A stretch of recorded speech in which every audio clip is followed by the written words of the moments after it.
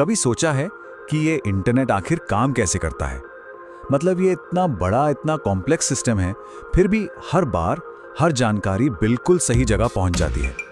ये होता कैसे है? चलिए आज इसी के पीछे की टेक्नोलॉजी को थोड़ा आसान भाषा में समझते हैं। यही है आज का सबसे बड़ा सवाल। सोचिए, जब कोई अपने दोस्त को एक वीडियो भेजता है तो वो अरबों खरबों डिवाइसेस के जाल से गुजरकर सिर्फ और सिर्फ उसी के फोन तक कैसे पहुंच जाता है, कहीं और क्यों नहीं जाता? इसे समझने का सबसे आसान तरीका है इसे एक बहुत बड़ी सुपरफास्ट पोस्टल सर्विस की तरह सोचना। जैसे एक चिट्ठी या पैकेज भेजने के लिए एक पते की जरूरत होती है, बिल्कुल वैसे ही इंटरनेट पर डेटा भेजने के लिए भी एक पते की जरूरत होती है। और यहीं पर एंट्री होती है आईपी एड्रेस की। ये इंटरनेट की दुनिया का पता है जो हर एक डिवाइस को उसकी अपनी एक यूनिक पहचान देता है। चलिए जरा और गहराई से समझते हैं कि ये काम कैसे करता है। तो एक आईपी एड्रेस ठीक हमारे घर के पते जैसा ही है। अगर किसी दोस्त को कोई पैकेज भेजना हो तो सिर्फ उसका नाम जानना तो काफी नहीं होगा, है ना? उसके घर का पूरा पता चाहिए होगा। इंटरनेट पर भी हर कंप्यूटर, फोन या कोई भी कनेक्टेड डिवाइस एक दूसरे को उनके आईपी एड्रेस से ही पहचानते हैं। लेकिन कहानी में एक ट्विस्ट आया। इंटरनेट के शुरुआती दिनों में जो एड्रेसिंग सिस्टम बनाया गया था, जिसे कहते हैं IPv4, वो आज की जरूरतों के हिसाब से बहुत छोटा पड़ गया। एक बड़ी प्रॉब्लम खड़ी हो गई। IPv4 सिस्टम से कुल मिलाकर सिर्फ 4.3 बिलियन यानी करीब 430 करोड़ यूनिक एड्रेस ही बन सकते थे। उस समय ये नंबर बहुत बहुत बड़ा लगता था, पर किसी ने ये नहीं सोचा था कि इंटरनेट इतनी तेजी से बढ़ेगा। जरा इस स्लाइड पर एक नजर डालिए। दुनिया की आबादी 7 अरब से ज्यादा है और आज तो हर किसी के पास एक नहीं बल्कि फोन, लैपटॉप, स्मार्ट वॉच जैसे कई कई डिवाइस हैं। तो ऐसे में ये 4.3 अरब पते कहां से काफी होंगे? ये एक बहुत बड़ी मुसीबत बन गई। और इसी प्रॉब्लम का सल्यूशन है IPv6, एक नया दमदार सिस्टम जो इंटरनेट के लिए समझ लीजिए कि कभी ना खत्म होने वाले पतों का भंडार लेकर आया। इस स्लाइड में IPv4 और IPv6 के बीच का मेन डिफरेंस साफ दिखता है। IPv4 जो है वो 32 बिट का है और इसमें सिर्फ नंबर्स होते हैं। वहीं IPv6 128 बिट का है और इसमें नंबर्स और अल्फाबेट्स दोनों होते हैं, जिसे हेक्साडेसिमल कहते हैं।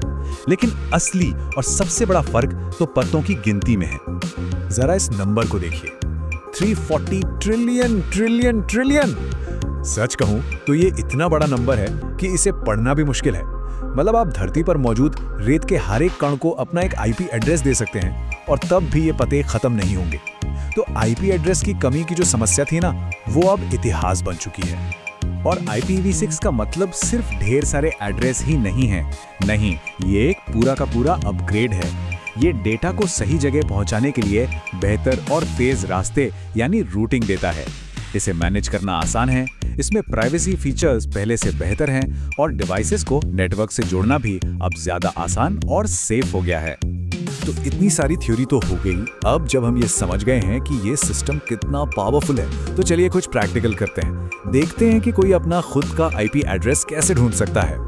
सबसे पहले तो ये जानना जरूरी है कि आईपी एड्रेस 2 तरह के होते हैं। एक होता है पब्लिक आईपी, ये वो पता है जो पूरी दुनिया को यानी सभी वेबसाइट्स और सर्वर्स को दिखाई देता है। और दूसरा है प्राइवेट आईपी, जो घर के वाईफाई नेटवर्क के अंदर मौजूद डिवाइसेस के लिए होता है, जैसे फोन, लैपटॉप या प्रिंटर। अपना पब्लिक आईपी पता करना तो बेहद आसान है। बस किसी भी वेब ब्राउजर में whatismyipaddress.com जैसी कोई वेबसाइट खोलिए और वो तुरंत सामने ही पब्लिक आईपी एड्रेस दिखा देगी।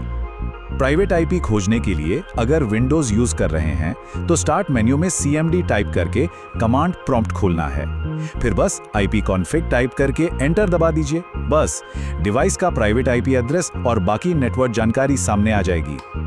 और अगर macOS या लिनक्स सिस्टम है तो एप्लीकेशंस में जाकर टर्मिनल खोलना है और ipconfig कमांड का इस्तेमाल करना है। लिनक्स पर होस्टनेम -i कमांड भी काम करती है। और फोन पर और भी आसान, बस वाईफाई सेटिंग्स में जाना है, जिस नेटवर्क से कनेक्टेड है उसकी डिटेल्स में जाना है और वहीं पर प्राइवेट आईपी दिख जाएगा। तो अब हम जानते हैं कि इंटरनेट की ये डिजिटल डाक सेवा कैसे काम करती है। IPv6 के आने से अब पतों की तो कोई कमी ही नहीं है। और यहीं से एक बड़ा सवाल उठता है, जब हर एक चीज को एक ऑनलाइन पहचान दी जा सकती है तो भविष्य में और क्या-क्या कनेक्ट होगा? सोचिए जरा, संभावनाएं सच में अनंत हैं।